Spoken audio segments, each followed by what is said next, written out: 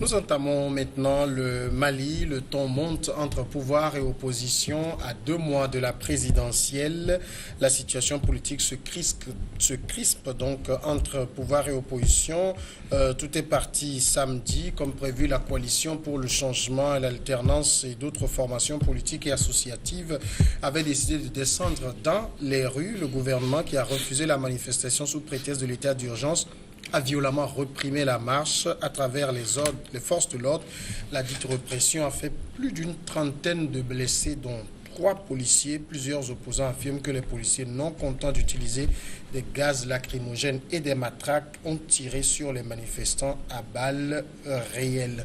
Alors, d'abord, Yohannes Sarkozy, pourquoi cette obsession des oppositions en Afrique à braver les interdictions des autorités? C'est ce qu'on disait depuis le début de cette émission, que on a l'impression que c'est du genre du copier-coller. D'accord? Un modèle qui ne marche pas ailleurs, on répète les mêmes modèles, on les duplique un peu partout dans les différents pays. D'accord?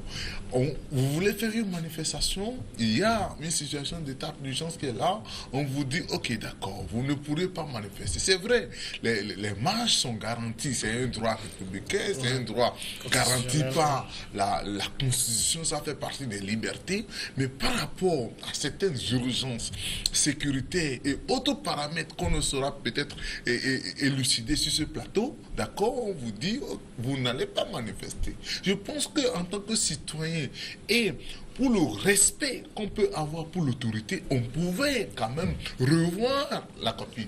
Maintenant, on brave l'interdiction et on sait que toutes les fois que le citoyen se met en conflit avec les dispositions prises par l'État, c'est que force doit rester à la loi. Et force a été faite pour la loi et on a vu ce qui s'est passé. Et les militaires... Mais est-ce qu'il ne faut pas aussi remettre en cause le professionnalisme des forces de sécurité qui encadrent les manifestations? Non, vous savez, on dit un peu dans le milieu militaire que les ordres simples et les exécutions simples. Est-ce que vous voyez un peu? Donc, c'est très simple, c'est-à-dire que le soldat ne réfléchit pas, le docteur est là, il pourra quand même confirmer ou infirmer. Non. C'est-à-dire que c'est... J'ai fait l'armée, voilà. Mais quand même, on respecte. Justement, c'est-à-dire que les jeux sont simples, les exécutions sont simples. On vous dit, disperser c'est que vous les dispersez, quoi. Il n'y a pas à poser 1001 questions. On dit, la manifestation est autorisée ou interdite. C'est interdit. Donc, qu'est-ce qu'il faut faire? Il faut l'appliquer en même temps. Il faut disperser. Donc je crois que nous, en tant que citoyens, on doit quand même respecter les principes de la République.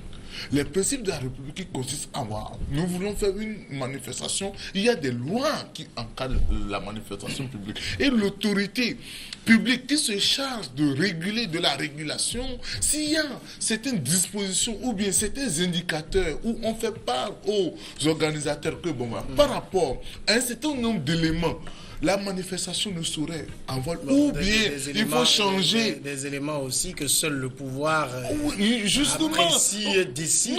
Non, vous savez, il y a ce qu'on voit. Vous connaissez certains pays où depuis quelques mois, c'est des armes qu'on dit se trouver quelque part. Vous savez, il y a ce qu'on voit et ce qu'on ne voit pas.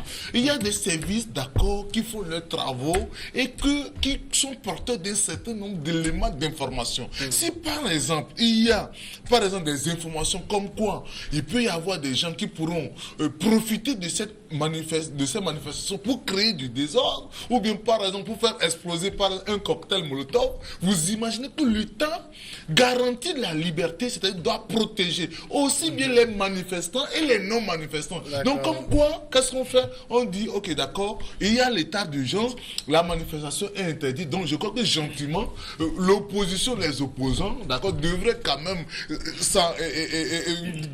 respecter ça. Maintenant, on a vu les victimes, on a vu tout ce que ça a créé comme conséquence, et je ne pense pas que quand même ça fait du bien pour nos pays. David, alors le pouvoir dit qu'il y a l'état d'urgence. Quel David? Les jeunes. David Jabari. Le pouvoir dit qu'il y a état. Non, si c'est vous, je vous appellerai docteur. Il y a état d'urgence, mais l'opposition dit qu'il n'y a pas d'état d'urgence au Mali, que le pouvoir l'invente. Ouais, c'est un faux problème. Le gouvernement malien a peur de la mobilisation. Ce n'est pas la première fois que le président Ibeka interdit les manifestations au Mali. Et à chacune de ces interdictions, on avance une raison pour justifier la décision du gouvernement. Ibeka, je pense quand même qu'au vu du bilan qu'il a fait sur les 5 dernières années de sa gouvernance, il est conscient que les prochaines élections ne lui seront pas favorables parce que le peuple malien n'a pas vu en lui cet espoir, moi je le dis toujours, cet espoir qu'il a suscité en 2013 avec son arrivée au pouvoir. Et au final, ce peuple attend au tournant pour régler ses comptes. Et donc voilà, il souhaiterait peut-être partir aussi en gardant un souvenir peut-être positif de ces 5 années. C'est pour ça qu'il limite ces manifestations. Le jour où il autorisera l'opposition à manifester à Bamako ou dans les autres villes, vous verrez une gigantesque foule qui va déferler dans les rues et ça prouvera à suffisance aux yeux du monde entier que Ibeka n'est plus le bienvenu. Quand on parle d'état d'urgence, l'état d'urgence, ce n'est pas à Bamako, c'est beaucoup plus au nord du pays. Il faut aller sécuriser le nord du pays, il faut aller déloger les rebelles qui ont envahi cet espace-là. Bamako, je pense quand même que c'est la capitale. Et cette capitale n'est pas encore aux mains des terroristes. Et je le dis encore parce que moi je pense que Ibeka aurait pu finir son mandat en ouvrant les vannes pour manifester sa volonté d'apporter cette démocratie si chère au peuple malien, en ouvrant les vannes pour que l'opposition puisse véritablement s'exprimer et en permettant à la population de dire ce qu'elle a envie de dire. Parce que c'est cette population qu'il a portée au pouvoir, c'est cette population qu'il a dirigée depuis 5 années. Et aujourd'hui, si à 2 mois des élections, l'opposition appelle à manifester, ça ne sert à rien qu'on ait des dégâts aussi importants, des blessés, peut-être des morts. Dans le bilan qui a été présenté dernièrement, ça n'honore pas son mandat, ça n'honore pas ces derniers instants à la présidence du Mali. Il est temps que Ibeka comprenne que le peuple malien est le peuple souverain, c'est le premier décideur, c'est lui qui élit, c'est lui qui donne le pouvoir. Il ne sert à rien de tuer ce peuple qui donne le pouvoir. Docteur, le chef de file de l'opposition malienne, Soumaïla Cissé, dit qu'il y aura à nouveau des manifestations le 8 juin. On entre dans un véritable bras de fer là-bas. Oui, mais c'est incompréhensible. Pourquoi les gens viennent manifester alors qu'il y a les élections dans 2 mois?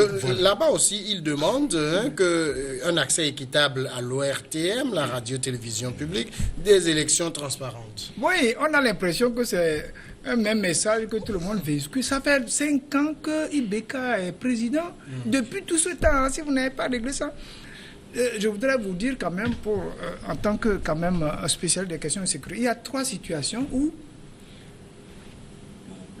on vous dit qu'il y a état d'urgence, vous ne devez pas marcher. Si vous marchez, qu'il vous arrive quelque chose, l'État s'en fout. Deuxièmement, c'est l'état de siège.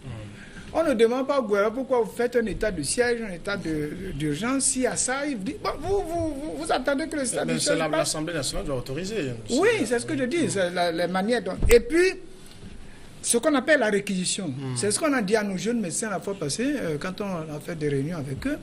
S'il y a une guerre entre le Togo et le Ghana, le gouvernement réquisitionne tous les médecins qui n'ont pas plus de 65 ans. Et vous êtes obligés, si vous n'allez pas, on nous réquisitionne tous. Je n'ai pas encore...